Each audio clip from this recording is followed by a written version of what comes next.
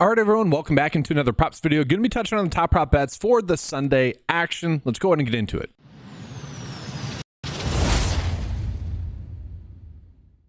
And so what I want to do is I want to go through my favorite bets, and then we'll go through kind of what the data is telling us are the best bets as well, just trying to compare. So the reason why I want to do this is if you guys are some that bets on a normal sports book, you guys can use this to your advantage, and then we'll just go through it and touch on all the other top prop bets as well that are popping up data-wise that are going to be good EV bets for us. The one bet that I want to start out with is going to be Josh Reynolds for over 2.5 receptions. So you look at this from last week, every freaking pass pretty much for Bo Nix was underneath. You can tell the defense was really putting a defensive attention on just keeping everything in front.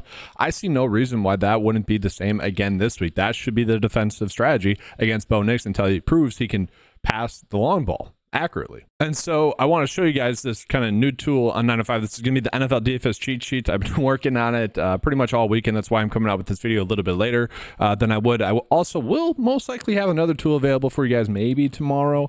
That'll just be, I don't want to tease it, but that'll be a fun one there as well. That'll be more for the betting crew there. But this gives us like a detailed profile of what to expect based off of what he did last week and all that stuff. What I want to point out is going to be his snaps last week. He had 80% of the snaps last week, which is awesome. We'd love to see that. He's going against a defense that gave up an average about 2.53 last week, which isn't a lot. I mean, this is a difficult matchup, but he had 5 receptions last week. Okay, Vegas has given him a line of about 2.5. Let's actually see what PrizePicks and Underdog kind of are beginning to edge there. No. So the average Vegas line would be favoring this at about 2.56 though. Okay, so a couple of lines are probably giving us this at like a massive underdog of 3.5 receptions, okay, which is fine. But this one has about a 52% likelihood to hit. So I like the fact that the data is telling us, all right, yeah, we probably should be betting the over here as well. So I'm happy to go with that one. That one should be a solid one for us. But part of the reason as to why I like this is, let's go back in the cheat sheet here. Devon Valet is going to be out in this game, which is pretty huge, guys. He is someone that got a lot of snaps, got 8 targets in that game, tied with Josh Reynolds for the most, or sorry, Cortland Sutton had the most, but tied with the most receptions as well. He was someone that was just heavily involved in that passing game, and now he's out. And so Josh Reynolds, who looked good, honestly, I know Cortland Sutton's the number one. He had a lot of bad ball throws, right? I thought Josh Reynolds looked the best, so I'm pretty happy to go with that one. Another injury that I want to call out, ODDSJAM is going to be out as well, which I do think creates a lot of snaps and opportunities for Jaleel McLaughlin, who played about 50% of the snaps last week as well. And so we look at Jaleel McLaughlin, we see 2.5 receptions. That was one that I kind of liked last week as well. After getting 5, they are still giving us this line at 2.5. Now, I get that it's a more difficult matchup. Okay, PrizePicks is switching to the receiving lines. I hate that so much. But like this one should be a good one. Okay, ODDSJAM is going to be out. One of the surprising things from last week that I noticed is that Javonte Williams did not start in the second half. I actually thought watching the film, did I miss a report of Javonte Williams getting injured? Because it was 3 straight drives for Jaleel McLaughlin in the second half. We didn't see Javonte Williams until basically the fourth quarter. That was super strange. I don't know if that was strategy. Maybe they're going to give ODDSJAM the start in the second half, and then with him getting banged up, they went with Jaleel McLaughlin. That's the thing, though. I predicted at the start of the season that Jaleel McLaughlin had the best chance to be this year's Kyren Williams, a second-year running back that just comes in and takes over for the starting position. That was a lot of coach speak, both saying that maybe Javonte gets traded. You know, we kind of heard that with some of the beat reporters, but also just Jaleel McLaughlin getting really a lot of hype. And so I do want to take a peek at his line as well. Are we getting an edge there? And sort of. All right, guys. Like, I didn't want to look at these beforehand because I just want to come off naturally here. So again, we have a couple of books probably giving us a heavy under at 3.5, but we can see the average line is going to be 2.75. We got a 53.4% chance for this. All right, I'm feeling pretty good about this. And again, the reason why I like these is because we are seeing a slight prop line difference between the sports books now. But also, I just think that the sportsbooks aren't accounting fully for a bigger workload for these guys. I get the matchup with Pittsburgh is a difficult matchup, and I think we'd look back at that and say, oh, that's the reason why they didn't get their overs.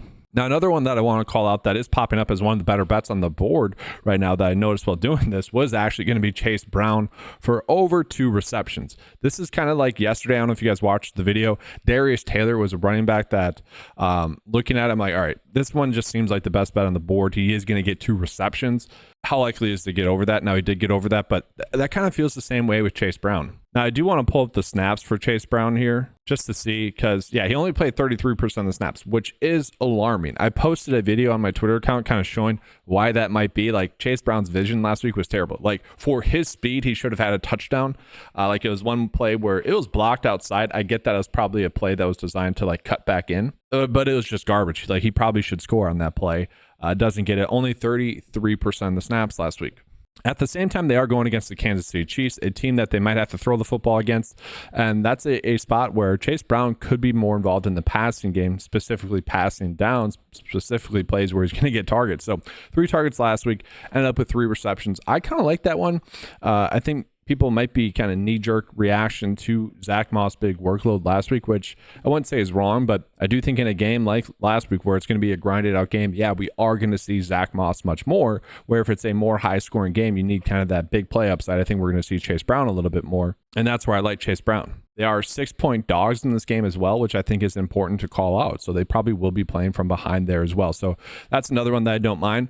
And then another player that I like for his receptions as well, looking at Tyjae Spears. So we see his rush attempts here. Maybe we could look at that one, but Tyjae Spears. So one of the funniest things that after week 1, again, are some of the knee-jerk reactions that we see. And one of those happened to come from Tyjae Spears, I would say. Okay, so all offseason, the Titans have been saying we have 2 running backs that are considered our starting running backs, Tyjae Spears and Tony Pollard. We have a 1A, 1B. Tyjae Spears is the 1B. Okay. But all offseason, what they've been saying to us and telling us is we're going to ride the hot hand, though, of those 2. And guess who scored a long touchdown last week? It was Tony Pollard. And so naturally, it makes sense why Tyjae Spears, who also looked good, got a little bit less workload because they were riding the hot hand. They have been telling us that all offseason. And it's not like Spears looked bad. But Spears at 2.5 receptions, again, I love the fact that the data is still telling us to bet the over here, guys. Again, these are going to be good sportsbook bets, but also we can still use them on PrizePicks or Underdog if you guys choose to do so. And so we go ahead and look at his profile here as well. 45% of the snaps still. So they rode the hot hand, and he still had 45% of the snaps there. Had 4 receptions in that game. I need to add targets here somewhere. That'd be useful on this sheet. I just realized that. So I'll add that here eventually. Maybe just a part of their game log, whatever. But he had 4 receptions last week. I know it's not the best matchup going against the Jets, but maybe they are forced to throw the football a little bit more. Maybe the Jets are going to be a good team, and then Tyjae Spears is on the field a little bit more. And so that one does seem to be a good one for us there as well. And then really the last one that I like a decent amount would be Tucker Kraft for 2 receptions. Okay, and I am favoring the over here. But I phrased it that way because this is another one where it probably does have a good chance to be a push. If you guys watched that Friday game, you noticed, well, you probably didn't notice because it kind of went a little unnoticed. Luke Musgrave was the player that was on the field for that 12th man penalty that negated a touchdown. He was also the player that, yes, the defender, Bond, was early on a play. And yes, it was probably not the best pass, but if Luke Musgrave just runs that route correctly, where he's not running soft, where he runs like to the ball, he's kind of running towards the ball. He needs to run the route correctly. He needs to run it at a straight line. That was pretty clear watching it. That's one of the things I always taught like my receivers in college is you guys need to run the play. And because he was soft and because he let the defender get there early, it probably should have been called. But if he runs that route on a direct line to where he's supposed to, it's a catch. It's not an INT. Anyways, he was not on the field basically in the second half. We saw a ton of Tucker Kraft. Now, they were on the field a lot together, but Tucker Kraft is going to be, I would assume, the receiver number 1 again this offense. Now, the issue, obviously, Malik Willis is going to be the quarterback. We don't exactly love that. But maybe that does lead to a route tree that's a little bit more tight in terms of just it's going to be a lot of underneath passes at the same time. Malik Willis will be someone that airs it out as well. I would say if Jordan Love was quarterback and this was still at 2 receptions, I'd be hammering the over, especially given the matchup. Little bit annoying that we have to deal with Malik Willis. So if you guys didn't want to use this one, I would get it. So taking a look at this one, it is about a 50-50. So if you guys didn't want to use this one, I would get that. All right. So that kind of concludes my personal favorite bets. Actually, that's not true. There are a couple more, but I want to get on to kind of the EV portion of this video, but I do want to touch on these 2 real quick as well. So Justice Hill for over 2 receptions, I think is going to be a good one. I get that he was on the field a lot in the last game simply because it was the highest scoring game because they're playing from behind. This is a game where they should be heavily favored to win.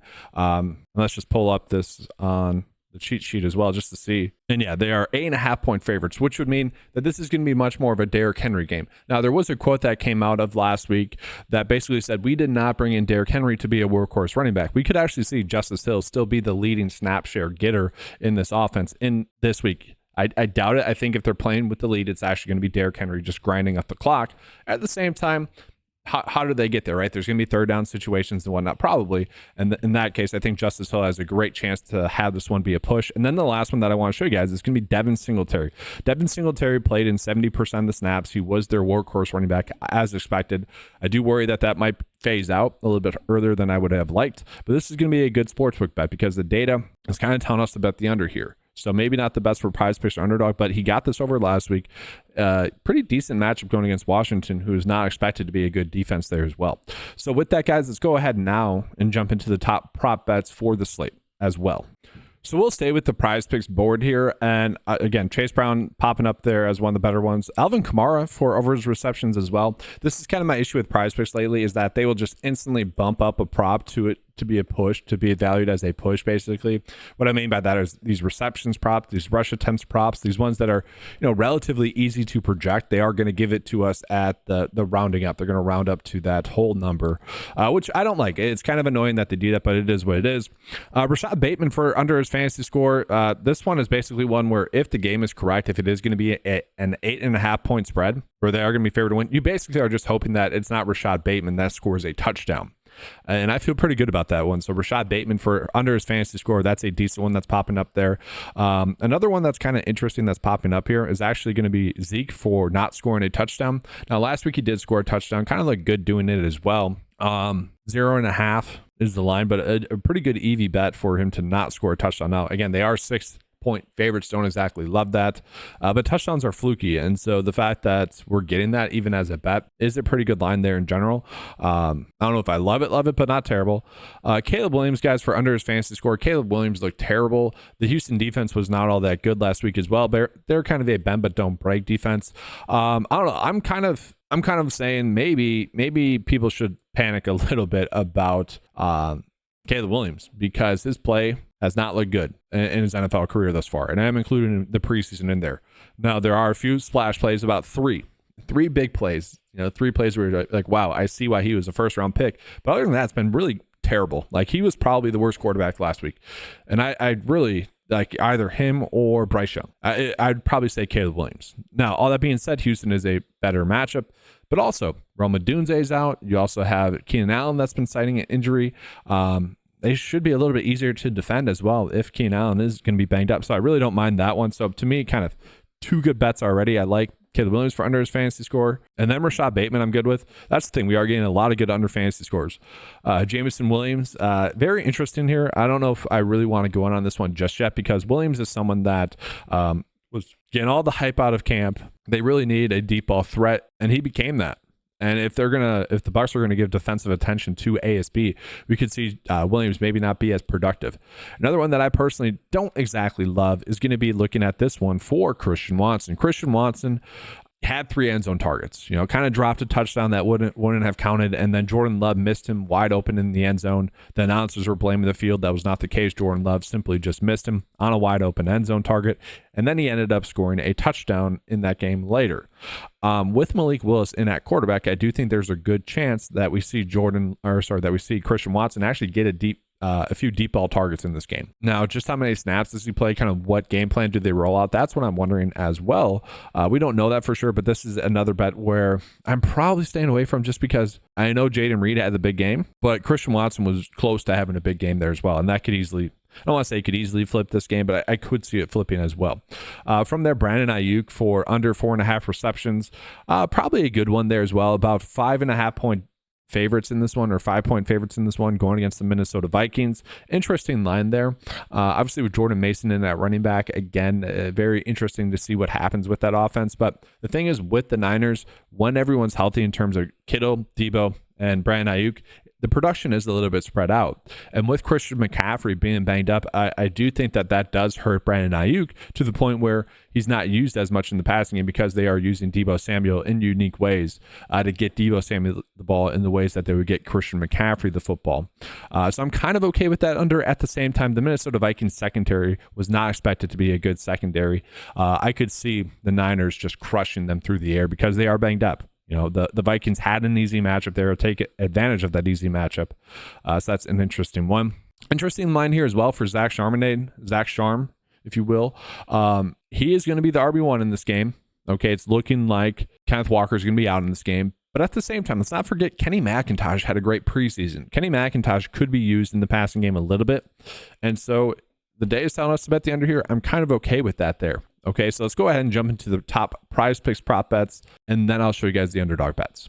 Again, if you guys want to use these bets and use the tools that you saw in this video, first, if you guys want to use the tools in this video, head on over to 9to5sports.com, get access to them for just $10 a month. But when you use the promo code KEEPCASHING, get it for 20% off. Then also, if you guys want to use PrizePicks, you never used it before, use the promo code 9TO5. That'll give you guys a $50 instantly deposited into your account when you spend $5. All right, so here are two that the data is telling us we should probably be focusing on. Caleb Williams for less than fantasy score, Rashad Bateman for less than their fantasy score. Now, it is only week 2. I still think, like, just naturally speaking, me going through the process of each game and kind of seeing what's happening, actually watching it, and then looking at the stats, I still think, like, we are somewhat gaining an edge on the sportsbooks in general by doing that. So I do want to show you guys the other bets that I recommended there as well. Again, if you guys want to use any of those other bets that were popping up on the cheat sheet, by all means, go for it. Like, if any of those are popping for you, by all means, go for it. And so here are those receptions props that I also like. Tucker Kraft to get 2 receptions, probably looking at the over. Same thing with Justice Hill there. And then Tajay Spears over 2.5 receptions. Devin Singletary over 2.5 receptions. Chase Brown over 2 receptions. And then Josh Reynolds over 2.5 receptions. If you guys are playing on Sleeper, look for these ones as well, because Sleeper does tend to give us some decent lines on bets like these 3 right here. Now let's go ahead and jump into Underdog. All right, so looking at the Underdog board here, definitely interesting. The top prop bet, Trey McBride for over 5 receptions on Underdog. That's definitely an interesting bet, just in the sense that the passing game was very much spread out. Greg Dortch actually led them in receptions, which to me wasn't too shocking. Greg Dortch in games where they want to get someone open quickly, like, it makes sense to get Greg Dortch the ball. He is someone that can get open quickly. Trey McBride is interesting, though. You know, kind of the top tight ends, he was the one that was the most productive in terms of, like, who the fantasy community values. That's like the top productive last week, but not a terrible one there. One that I'm not touching here is going to be Gus Edwards for over his fantasy score. Now, they are 6-point favorites, so this is pretty much saying Gus Edwards is going to score a touchdown. I think I would rather just bet that. At the same time, I kind of get it. A lot of people, again, 1 week sample size, people see J.K. Dobbins go off and break some big touchdowns. It is early on the season. J.K. Dobbins could develop into maybe for sure the top running back. And I've been the one saying, like, I think J.K. Dobbins is the one you want to own for fantasy football purposes, but Gus Edwards is not going to lose out on his role. So, like, I guess I don't mind this one because they are 5-point favorites, probably a chance for them to win this game as well. And if they are playing with the lead, yeah, we are going to see Gus Edwards. That's why he was brought in. This is going to be kind of what I mentioned with Baltimore with Derrick Henry, where Derrick Henry probably will be more involved this week. I kind of see that with Gus Edwards. So I might have talked myself into that one. Derek Carr for under his fantasy score obviously had a massive game last week, but now gets a much more difficult matchup going against Dallas. If you guys watched last week's game, I know Deshaun Watson's getting a lot of hate last week, somewhat rightfully so, but for the most part, not at all, because he was under pressure the whole game. If you compare that game between Dak Prescott and Deshaun Watson, there's not as big of a gap as really I would have thought. Honestly, like, it was insane. Watson had a touchdown dropped, kind of late in the game with Amari Cooper. He just had 0 time, Watson did. And so now you put Derek Carr into that exact same situation, and probably not going to be good for him. And so, yeah, I'm happy to do that. I kind of talked myself into Gus Edwards there. Jaden Daniels for under his fantasy score is an interesting one, especially in terms of the prop line difference between PrizePicks and Underdog. This is off by 1.95, the line between Underdog and PrizePicks. So if you guys want to run his over, you can do that. Do that on PrizePicks. But Underdog is telling us, let's bet the under there. Some other ones here. Travis Kelce under his fantasy score. Not exactly sure what's going on with his PrizePicks line there. Got to check that one out. I don't know if we need to target that one, though. I guess I'd be okay with it. Don't love it, though. Any other ones that are really standing out as good bets? I'm sick of these tackles and assist props, guys. These were kind of the sweet spot last year where they were the few EV bets that didn't get instantly bumped. And now they're just being all favored as pushes. But if you guys need some bets to maybe extend a bet of yours to a flex bet, you know, instead of making a 4-slip bet, you can make it a 5-slip bet. By all means, you could toss in some of these.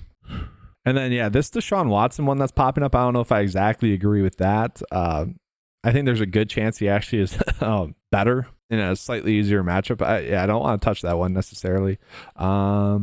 Any ones that are popping up? Justin Jefferson under his fantasy score. Again, I don't exactly love that. Will Levis for over his fantasy score. Another one that I don't exactly love. Not terrible, but not great. Really, guys, Will Levis production, I think, really does depend on if DeAndre Hopkins is healthy or not, or how healthy is he. He needs someone that can get open early to really function as a NFL quarterback, which makes sense. He needs someone he can trust. And he did miss Calvin Ridley on like 2 touchdowns. Calvin Ridley should have had a massive game. Heck, if you toss Ryan Tannehill into that scenario, Calvin Ridley has a massive game. I mean, Will Levis, I mentioned Caleb Williams sucked. I mentioned Bryce Young sucked. Will Levis was the next worst quarterback on that list. At least Will Levis at the start of the game was fine. But yeah, I think we got enough to kind of make some good educated bets here. So let's go ahead and do that, guys, for Underdog. And so while we're doing that, guys, I do want to call it, there are some discounts there on Underdog. So take advantage of these, guys. And again, if you have never signed up, make sure you use the promo code 9to5. They'll give you guys a 100% match on deposit of up to $100. Double check that. You might get more than that when you're using the promo code. But guys, there's these discounts out there. Like, it's a good time to sign up if you guys haven't. Just take advantage of that. So from there, obviously Derek Carr under his fantasy score, feel pretty good about that one. Gus Edwards, I kind of talked myself into his over, but like part of the equation is him scoring a touchdown. I don't want to bake that all into it. Let's just do his over fantasy score. And so then looking at the underdog bet of the day, Derek Carr for under his fantasy score, again, had a massive game in week 1, but going against that Dallas defense that just looked elite. Yeah, I kind of want to stay away from that matchup, so I don't mind that. For over his fantasy score, somewhat based on the matchup, they are favored to win by 5 points in that game. Need them to win that game basically for this one to hit an underdog. So if you guys are saying, Eric, no, Jaden Daniels is going to rush the football a ton again, I want to target that. I want to target him in the over. Do that on PrizePicks. I'm perfectly happy with that. Again, I want to remind you guys of the promo code that's going on the website right now. Use the promo code KEEPCASH and get 20% off the 95 membership to get access to all those tools that you saw in this video. Again, 9to5sports.com gives you access to all the prop tools that you guys need. As you guys can see, I'm always adding stuff in there like that NFL DFS tool. But that's going to be all for this video, guys. Make sure to give a like and subscribe. Good luck today. And as always, let's keep cashing.